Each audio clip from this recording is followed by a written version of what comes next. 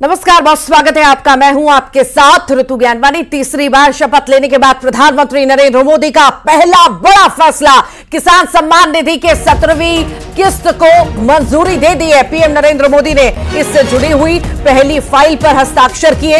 इससे 9 करोड़ से अधिक किसानों को फायदा होगा और करीब 2 लाख करोड़ रुपए बांटे जाएंगे। पदभार संभालते ही किसान हित में फैसला लिया गया है। किसान सम्मान निधि की किस्त जारी हो चुकी है। किसान सम्मान निधि की 17वीं किस्त जारी हुई। 9 करोड़ से ज्यादा किसानों को लाभ होगा।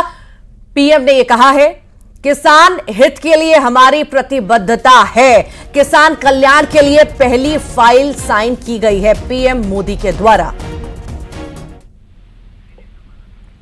ज्यादा जानकारी के लिए सहयोगी विनीत हमारे साथ जुड़ गए हैं। विनीत, प्रधानमंत्री नरेंद्र मोदी ने तीसरी बार शपथ ली और पूरी तरह से एक्शन मोड में, साथ ही साथ बड़ा फैसला अब जो है किसानों को सम्मान निधि उनकी तरफ से जारी कर दी गई है।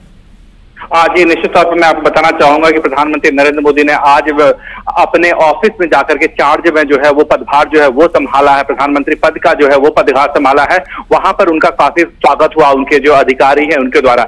लेकिन एक बड़ी बात यहाँ पर मैं आपको बताना चाहूंगा कि प्रधानमंत्री नरेंद्र मोदी ने जो पहला फैसला लिया, तो तीसरे कार्यकाल का जो पहली फाइल पर उन्होंने हस्ताक्षर किए, वो किसानों से जुड़ा हुआ फाइल है। हमारे में जो सूत्रों से बात हुई है, उनका साफ तौर पर कहना था, प्रधानमंत्री नरेंद्र मोदी जो लगातार कहते रहते हैं कि वो किसानों को लेकर के और किसानों को हित को लेकर के लगातार काम करते रहते हैं। और इसी कारण जब हमने देखा कि जब प्रधानमंत्री नरेंद्र मोदी ने तीसरी किस्त, ये माफ कीजिए, तीसरी बार जब प्रधानमंत्री बने हैं और उसमें पहली फाइल जिस पर हस्ताक्षर किया है वो किसान सम्मान निधि से जुड़ी हुई फाइल पर हस्ताक्षर किया है। इसके साथ ही साथ मैं आपको एक और बड़ी बात बताना चाहूंगा कि प्रधानमंत्री नरेंद्र मोदी ने इसको लेकर के 20,000 करोड़ जो है वो जारी किए हैं, ताकि जब 17वीं किस्त लोगों के पास जाएगी, किसान सम्मान निधि की जब 17वीं किस्त जाएगी, तब इसका फायदा जो है वो लोगों तक पहुंचेगा।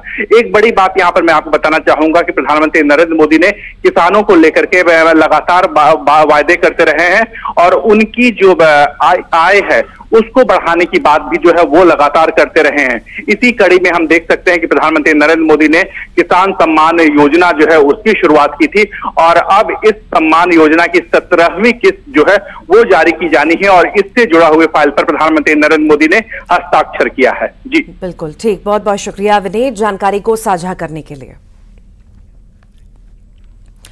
केंद्र में सरकार बनने के बाद अब छत्तीसगढ़ में सक्रिय हुई है सरकार। मंत्रियों ने विभागों से रिपोर्ट मांगी है और योजनाओं पर फोकस करने के निर्देश भी दिए हैं। आचार संहिता की वजह से विभागों के काम पर ब्रेक लगाए गए थे।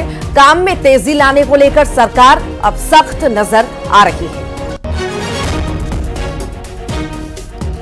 तो चुनाव के बाद पूरी तरह से एक्शन मोड में अब सरकार आ चुकी है और अब एक पहलू पर जानकारी जो है अलग अलग विभागों से जुटाई जा रही है, साथ ही साथ काम में तेजी लाने की बात भी कही जा रही है।